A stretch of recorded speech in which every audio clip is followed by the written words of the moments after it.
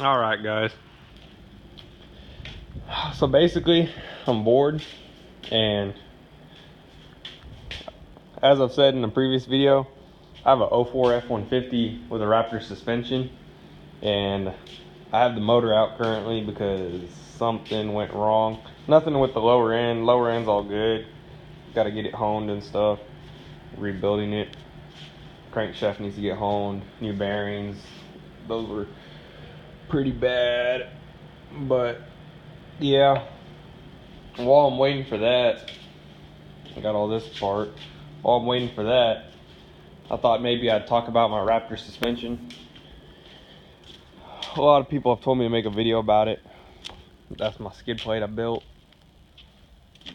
sophomore, junior year. But yeah, a lot of people say that, you know, the Raptor suspension, Raptor has a different frame, it can't be done, and you know, it is built off a 09 and up platform, and this is a 04, and 04 to 08 has its differences, but it will work, and I'll explain some of that. So firstly, biggest thing with the Raptor is the whole suspension's longer. You got long it's about 3¼ inch wider than a stock components. So I have this, you have the long SVT lower control arm, and then it usually comes with Fox shocks. I used to have those, and they will work, but I got rid of them for these swayaways. You need a longer tie rod end. You can either get the Raptor ones and trim them and they work fine, I've heard, but I got these stainless Dirt King extensions that they use with their long travel kit. Uppers are fairly easy to get a hold of because they have aftermarket. This is a factory Ford one, which is still fine even though it's off of 2010. And this is a Dorman aftermarket upper control arm, but it has gone bad twice now. But I warranty it because it's under a year. Swayaway reservoir. But yeah, uppers bolt straight up, no problem. The shocks, they bolt straight up to the lower, obviously, but if you want it to work on our truck, you have to drill a new bolt pattern at 90 degrees. And the reason for that is because in order for the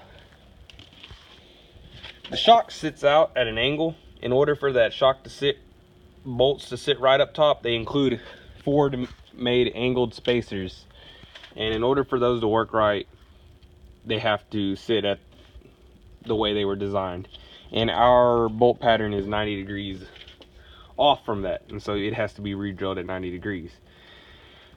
Fairly easy if you could get like a spacer or a leveling kit and just use that to reference, kind of like the one I have here. The circle matches up, you just match the circle, mark your pattern, redo it. I have swayaways, so they bolt right up. But yeah, that's with the shocks. Now the lowers, fairly easy. They do have to be trimmed on the rear bushing. Front bushing, I'm sorry. The front bushing, you can see this sort of thick washer right here is factory is a little bit longer. What you have to do is knock that off with a hammer, and after you knock that off with a hammer, you can cut about ½ inch off with a bandsaw, and then kind of grind it down a little bit, and then hammer it back on there. Just put it on there, and once you slip it into the control arm pocket, just bolt it right up. Now this truck is 4-wheel drive, and if you know anything about these trucks, and the newer ones, is the CV axles are different.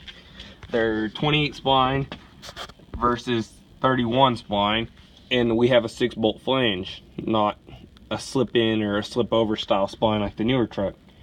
And so in order to get that to work, I spent a real long time trying to figure out where I was going to get a CV axle, because I needed my 4-wheel drive with the Raptor suspension. And after a while, I was able to figure out that the splines on the 2004 F150 are the same as a Porsche 930 CV joint, which is used commonly in off-road buggies, truggies, that sort of thing.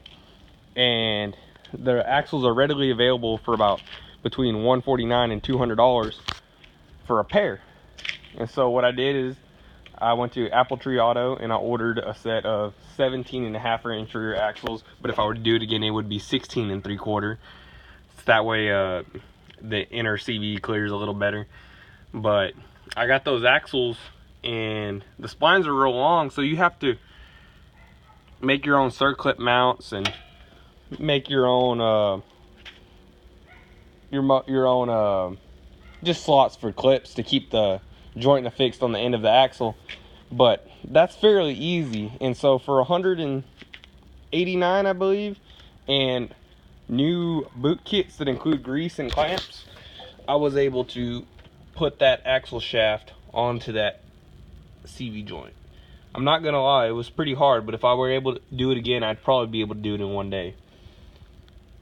Vacuum lines fit pretty easy, just moved it down a little bit. But the one thing you will notice, I mean, it's not a big deal unless you jump the truck or anything, but with the travel, the Raptor has the flared fenders that keeps you from hitting the fender. Well, even with a 295 tire, which is only 34 inches tall, I jumped the truck once and it did smoke the fender a little bit, and smoke and everything came off of that from when it hit and broke a lower fender bolt. And so I have a 1-inch body lift that I got from F150 lifts that's made for the newer trucks, but you can, with modification and a lot of work, you can make it work. And that's what I did to get an extra inch of fender clearance. In the rear, I have factory SVT rear shocks that are awesome compared to stock. I need to do something about that bump stop, but then I have 3-inch wheel spacer to help make up for the stance difference. Helps with the understeer and oversteer. Big deal off-road actually, because you want all the tires to track in the same ruts. I have the Raptor factory Raptor block, and helps you give more of that travel, but even then the shocks wouldn't max out before the suspension would, because our springs are a little bit shorter.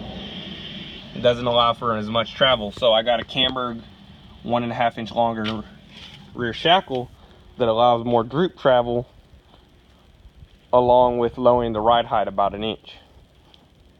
But yeah, overall, I mean, I hear it all the time. People ask what the real differences are and how I did it, but at the time it seemed like a huge task, but now that I know, it was fairly easy.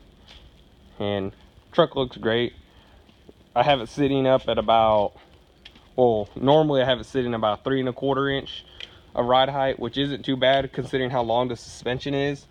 It's kind of equal to like a 2-inch on a regular F150. But right now it has no engine in it, obviously, and so it's sitting way high, about 5 inches. But yeah, I mean, if y'all have any questions, people are always asking me about the Raptor suspension, just comment below and subscribe.